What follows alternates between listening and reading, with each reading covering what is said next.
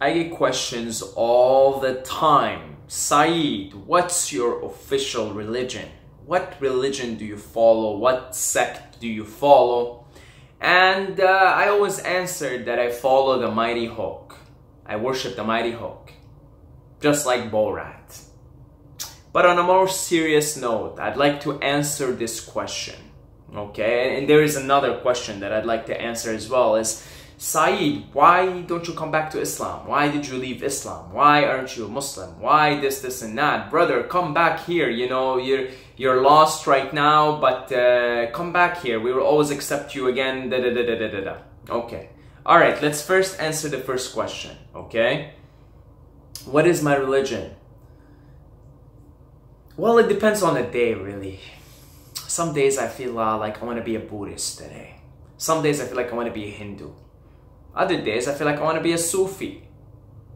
Some days, I'm all up Lao Tzu. I'm a Taoist for that day. It really depends on the day. It depends on my mood. It depends on my mood. It really, that's my religion. My religion depends on the day. Now, I answered this in a previous video. I said my religion is love. I pulled a light and love one on you guys. This was way back. Okay, it might have even been on the other channel. This was way back. I said, my religion is love. I was doing a lot of mushrooms at the time, and I said, my religion is love. And I still see that answer as very valid. I see it as very valid. If somebody says my religion is love, I'll be like, yeah, that's pretty cheesy, but hey, that's valid. Like, that's probably the best answer you're gonna get anyway. Really, what is religion? What is religion? Religion is just a team. You play on a team. You say, that's the team that I'm playing on right now. And that's the team. You're playing on a team. They're teams. Religions are teams. And then you have your teammates and you play with your teammates. And you know, if you could easily, when you're in a religion, get stuck in the illusion of duality. And now you literally, it becomes like a tournament, like a sporting tournament. You have other opponents you're playing against. Like, oh, we're the Muslims, we're gonna play against the Christians. Oh, we're the Hindus, we're gonna play against the Buddhists, because you know the Buddhists do not approve of the authority of the Vedas, and they do not approve of the Brahmin class. And I mean, the Buddha was a rebel, basically. He rebelled against Hindu society. All right, so we're gonna play against the Buddhists, and then on and on and on it goes, right? The religious wars. Confucian, we're gonna play against the Taoists. Right now, of course, that's only, well, most people don't understand religion, really. Religion is just a method. Religion is a method for God consciousness to find itself. That's all it is. It's a method. Just like psychedelics are a method, religion is a method, dancing is a method. There's so many methods for the Godhead to find its way back. Shamanism, okay? Religion is a method. Like Ram Dass says, all methods are traps. You could very easily get trapped by your method. You could end up worshipping your method and thinking that the method, it's the menu. The method is the menu. The food is the food. There's no labels to it. I will remind you. The Tao that can be spoken is not the true Tao. It isn't the true Tao. The minute you speak it, the minute you label it, you profaned it. There's a saying, when you label me, you negate me. That's basically God saying, when you label me, you negate me. Just speaking through whoever said that. Remember, we're all God. Yeah. So then when you label it, when you say this is God and this is, you know, you're basically not eating the food. You're stuck up on the menu.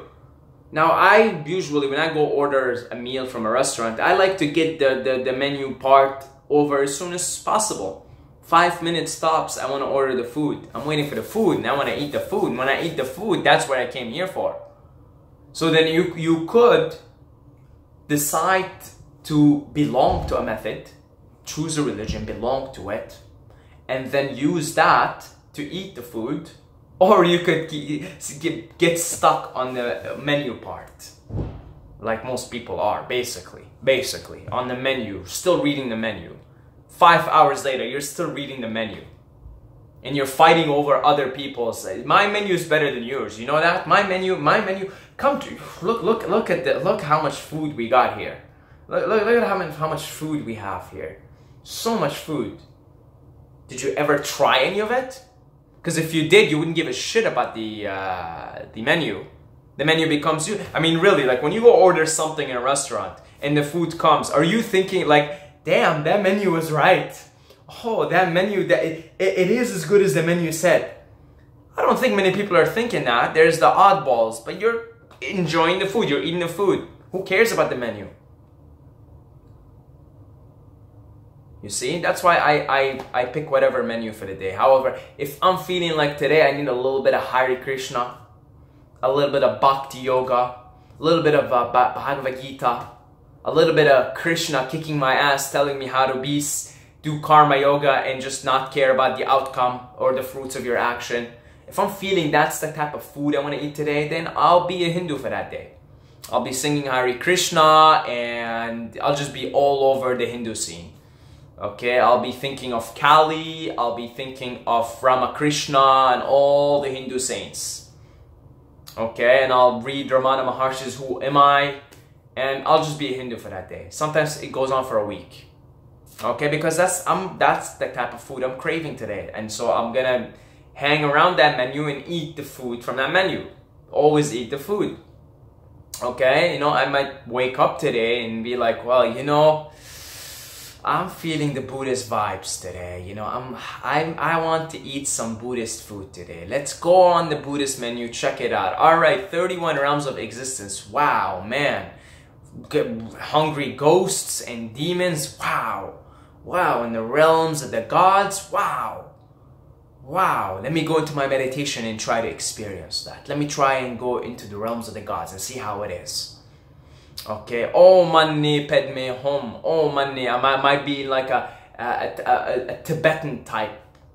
I want to go and go for the Tibetan menu. Om Mani Padme Hum, Om Mani Padme Hum, Om Mani Padme Hum, and I'll just be chanting that all day.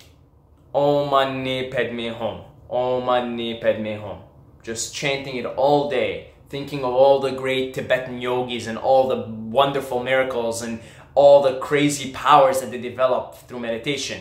And then I'll go and I'll do breathing meditation like Vipassana, right? Like the Theravada Buddhists do. The way the Buddha got enlightened. I'll just focus on my breathing. Rising, falling, rising, falling.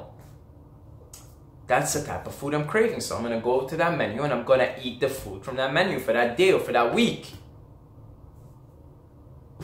And then, you know, one day like today, for example, I woke up and I'm just feeling like I'm feeling the Sufi vibes today. I want this total ecstatic merging with God through music.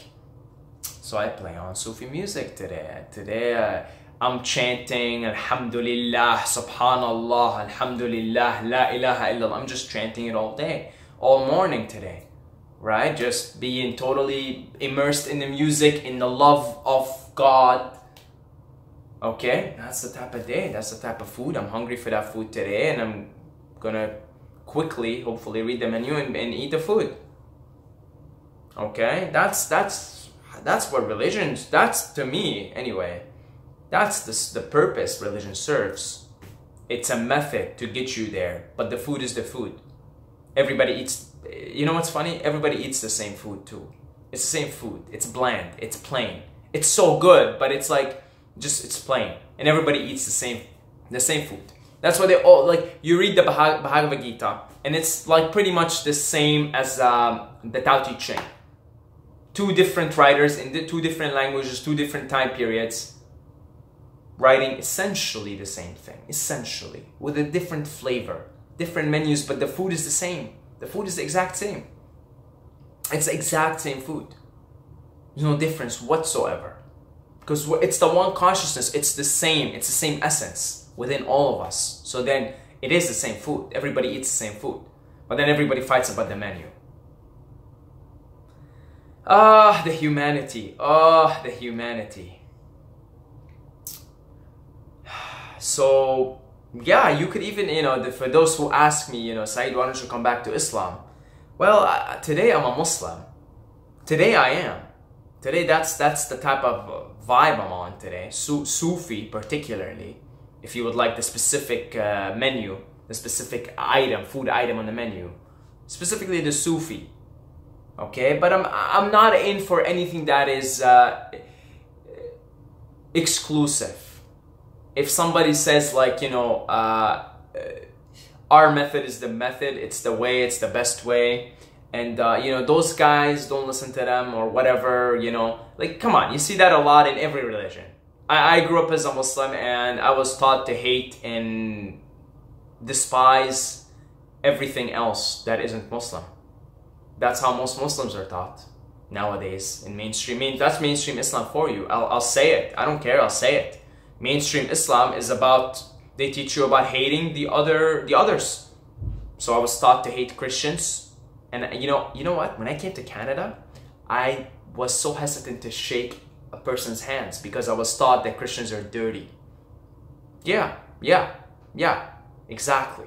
Okay, I was like, for the first year, I wouldn't shake anybody's hands because I was taught Christians are, and I you know, again, most people here don't even practice Christianity, but again, that's just a program in the brainwashing. I was taught, you know, anybody that's white is Christian and they're dirty. Don't shake their hands. They're dirty. And jas, that's the word. Najis. Okay, which already sounds bad enough, the word itself. Right? I was taught to hate others. I was taught to hate, even I was a Sunni, brought as a Sunni, I was taught to hate the Shias, even other Muslim sects. You know, like with passion, hate with passion. Right? With passion. And then don't even get me started on Jews. Right? Jews were the enemy. I used to go out and protest and burn Israeli flags, and I had a deep hate for Jews. Deep hate. Okay? Now a lot of, not just Islam is guilty of that, every religion is guilty of that. How many Jews hate Muslims? Like with passion too. Okay? And it's the same thing with every religion. You know, I'll be honest, the most peaceful I've seen, from what I've seen so far, is Buddhism. Buddhism, there are still incidents of, you know, of Buddhists killing Muslims in Burma and whatnot. So you'll always see this fundamentalism. You will always see people getting hung up on their menu and then getting hung up on their team, on their method. You'll see it every time in every religion. But as far as mainstream goes, from what I've seen, Buddhism seems to be one of the more peaceful one, I'd say. Okay, and that's why, you know, when you think of Buddha, everybody thinks of peace and Zen and all of that, right? So at least that's the mainstream sort of image, right? But every religion is guilty of this because it's not the religion itself. It's not, the religion is someone else's method, a realized being's method of getting high, of getting up there, of reaching the light, of becoming the light. So Buddhism, it's basically Siddhartha Gautama's method of being the light.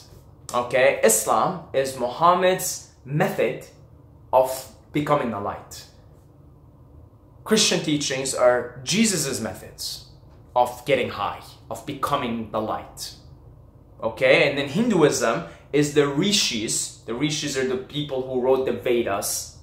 Okay, the rishis, the seers, way, methods. And so there's more than, that's why Hinduism has a variety. It's a really, really varied religion because it's the seers. There's sort of many traditions in India, and so it became very wide because it wasn't just one person's methods, it was several people's methods. Okay, that's why there's so many different yogas and different schools of thought in Hinduism.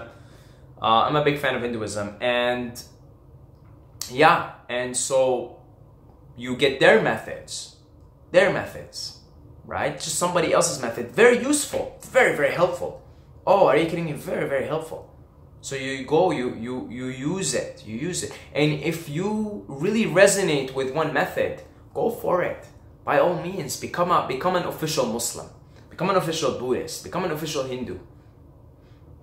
If one method really resonates with you, but understand, eat the food from it. That's all I'm saying. Eat the food, because if you eat the food, you can't hate anybody else. You can't be like, oh, those bad Muslims or those bad Christians or this and that.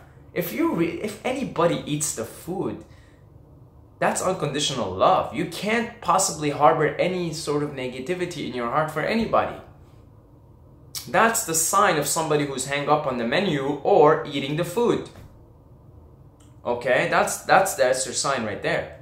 If they are dismissive of the other's methods, if they're dismissive of it, then they're not eating the food, or maybe they've eaten the food and now they're hung up on the menu again. The Tao that can be spoken is not the true Tao. It's not the eternal Tao. Okay, so don't hang up on labels. Labels. What's your official religion? What do you follow? I follow the Mighty Hook. Okay, I worship the Mighty Hook. That's my religion. How about that? Okay. Thank you guys for our Patreons. You guys are amazing, beautiful, wonderful, lovely, generous people. Thank you guys. I love it. And if you'd like to support us, support this cup of tea, which is sponsored by our lovely Patreons, okay, you could do so right now. It would cost you $2 a month. Wouldn't you like to buy Saeed a cup of tea every month? Hell, if I was on the other end of this screen right now and I'm seeing this handsome guy rant his ass off and do all these things, I would want to buy him a cup of tea. So if you would want to buy this handsome guy a cup of tea, then you could do so on Patreon right now. Join the Patreon family. So, all the love. Thank you guys. Love every single one of you. And until next time, may the Force be with you.